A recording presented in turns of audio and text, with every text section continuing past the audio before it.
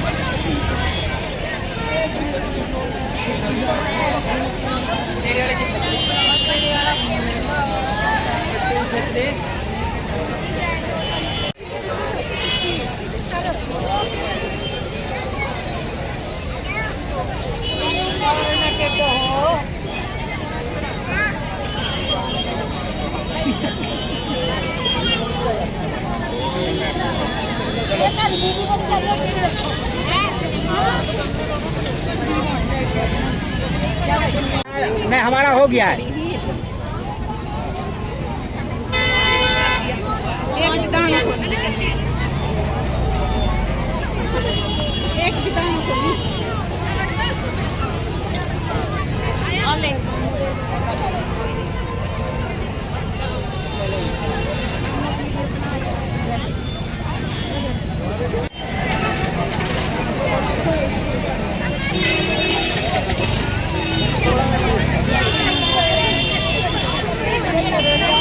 हाजी मोदी उस्ताद जी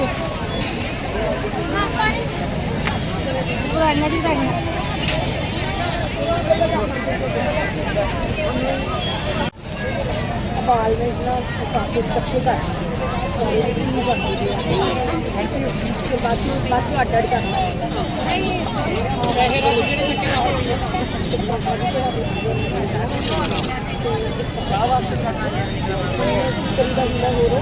पन्नी सुप्पी ना हो की नाम है दा ये भाभी दा ना तेरे नाल बन्ना क्या चाह जो होली होली होली होली होली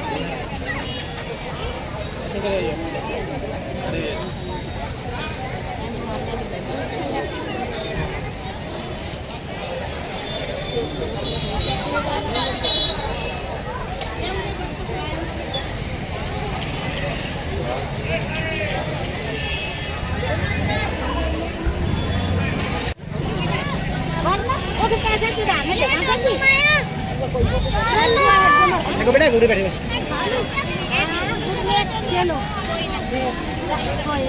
करे बस यहाँ भी बांधो कोई दिक्कत नहीं है। यहाँ बांधोगी तो फिर खींचते खींचते इसको चारों साइड घुमाते रहना। हाँ यहाँ बांधो सबसे बढ़िया। देखो होलिका पूजन एक बुराई के उत्ते अच्छाई की जित है। राजा हिरणाकश्यप ने अपने पुत्र नूं मारन दे बहुत यतन किए प्रहलाद नूं।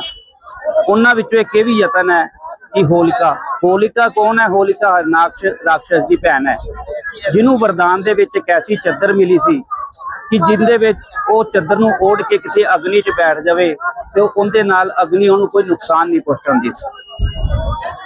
ते होलिका ने अपने भरा हिरणाकश नूं दस्सिया कि अगर प्रहलाद नूं मारना है तो मैं चद्दर ओढ़ के अपनी गोद दे विच लैके बैठ जांगी, चद्दर तो बाहर रख के ते चद्दर ना मेरा कोई नुकसान नहीं होगा क्योंकि मैनू वरदान मिले और प्रहलाद खत्म हो जाएगा, उन्होंने बचन का भी कोई मौका नहीं मिलेगा।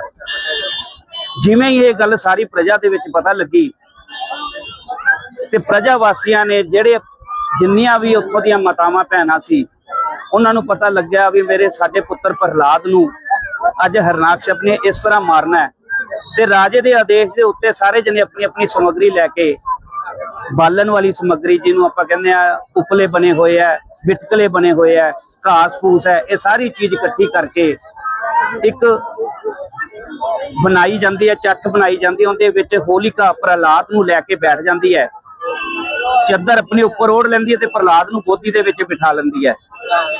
ते जिहड़े इत्थे आके मातावां भैणां पूजा करदियां ने वो ये ਪ੍ਰਹਲਾਦ ਦੀ ਰੱਖਿਆ ਦੇ ਵਿੱਚ ਪੂਜਾ ਕੀਤੀ ਜਾਂਦੀ ਹੈ, ਕਿਉਂਕਿ ਮਾਂ ਦੀਆਂ ਆਂਦਰਾਂ ਨਹੀਂ ਚਾਹੁੰਦੀਆਂ ਵੀ ਕਿਸੇ ਪੁੱਤ ਦਾ ਨੁਕਸਾਨ ਹੋਵੇ, ਤੇ ਉਹ ਆਪਣੇ ਵੱਲੋਂ ਕੋਸ਼ਿਸ਼ ਕਰਦੀਆਂ ਨੇ, ਵਰਤ ਰੱਖਦੀਆਂ ਨੇ ਹੋਲਿਕਾ ਦਾ, ਔਰ ਇੱਥੇ ਆ ਕੇ ਪੂਜਾ ਕਰਦੀਆਂ ਨੇ। ਜਿਹੜਾ ਕੱਚੇ ਸੂਤ ਦਾ ਧਾਗਾ ਲਪੇਟਿਆ ਜਾਂਦਾ ਹੈ, ਕਿਉਂਕਿ ਹਿੰਦੂ ਧਰਮ ਦੇ ਵਿੱਚ ਜਿਹੜੀ ਮੌਲੀ ਬੰਨ੍ਹਦੇ ਆ, ਇਹ ਰੱਖਿਆ ਇਹਨੂੰ ਕਹਿੰਦੇ ਆ, ਰੱਖਿਆ ਕੀਤੀ ਜਾਂਦੀ ਹੈ।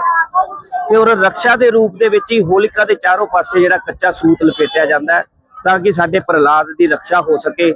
ਔਰ ਪਾਣੀ ਦੀ ਫੇਰੀ ਇਸ ਕਰਕੇ ਦਿੱਤੀ ਜਾਂਦੀ ਹੈ ਕਿ ਜੋ ਸਮੱਗਰੀ ਉੱਥੇ ਜਵਲਨ ਸਮੱਗਰੀ ਲੱਗੀ ਹੈ, ਉਹ ਪਾਣੀ ਦੇ ਨਾਲ ਸ਼ਾਇਦ ਉਸ ਨੂੰ ਅੱਗ ਨਾ ਪਵੇ, ਇਹ ਸੋਚ ਕੇ ਪਾਣੀ ਨੂੰ ਉਹਦੇ ਉੱਤੇ ਛਿੜਕਾਵ ਕੀਤਾ ਜਾਂਦਾ ਹੈ। ਲੇਕਿਨ ਕਹਿੰਦੇ ਹੈ, ਡਾਕੋ ਰਾਖੇ ਸਾਈਆਂ ਮਾਰ ਸਕੇ ਨਾ ਕੋਏ, ਬਾਲ ਨਾ ਬਾਂਕਾ ਕਰ ਸਕੇ ਚਾਹੇ ਜਗ ਵੈਰੀ ਹੋਏ। ਤੇ ਰਾਜੇ ਨੇ ਆਪਣਾ ਪੂਰਾ ਜ਼ੋਰ ਲਗਾਇਆ, परमात्मा की कृपा हुई कि अग लगाने तो बाद हवा का ऐसा बुला आया कि वो जिहड़ी चादर होलिका के उत्ते सी वो होलिका तो उतर के प्रहलाद के उपर लिपट जाती है ते होलिका का दहन हो जाता है। इस करके इहनूं होलिका दहन कहा जाता है। जिन्हां दे घर दे विच पीलीए का रिवाज है ज्यादातर राजस्थान और हरियाणा दे विच है और एक वंश वृद्धि का प्रतीक है। जदों किसी भी कन्या की शादी हो जाती है और सहुरे घर चली जाती है, सहुरे घर दे विच बच्चा होण बच्चे दे विचों भी जदों लड़का हुंदा उदों पीलिया उस अपनी लड़की नूं दिंदे ने पेके वाले, ताकि जदों पीलिया अपने सिर ते या मोढियां ते लवे ते पता लगे भी इहदे भी अगे वंश की वृद्धि हो चुकी है, इहदे भी पुत्र की दात मालक वालों मिली हुई है। और दूसरा किसी भी खुशी के मौके उपर धार्मिक काम के उपर जिन्हां दे घर दे विच पीलिए का रिवाज है वो अपनी ओढ़नी समझ के इसनूं जरूर लैंदे। ये रंग बिरंगे रंगां दा बनिया हुंदा है ते कई जगह ते देखण नूं मिलिया कि पीलिए दे नाल नोट लगे हुए है, बेर लगे हुए है। ये हर एक दे अपने कुनबे दा आपदा रिवाज है। ज्यादातर खास तौर पर रिवाज यही है कि पुत्र होने तो बाद पेके वाले अपनी बेटी नूं पीलिया देंदे। जय श्री राधे, जय श्री कृष्ण। देखो, होली पर्व जो है मिलन का, सद्भावना का, भाईचारा का होली का पर्व मनाया जाता है। और उसमें भी जो होलिका जलाने से कहते हैं, इसकी दूसरी सूचक है नवार्ण, यानी कि हमारे खेतों में जो नया अन्न आते हैं वहां से खेतों से काट करके यहाँ पे जला करके प्रसाद रूप में हम ग्रहण करते हैं, जिसको हम होला कहते हैं। उनके बाद जो है मनवंतर में सदमनु का भी जन्म हुआ था, लेकिन इसका मुख्य उद्देश्य जो है होलिका कौन थी? हिरण्यकश्यप की बहन नवान देशी, समझे कि नहीं?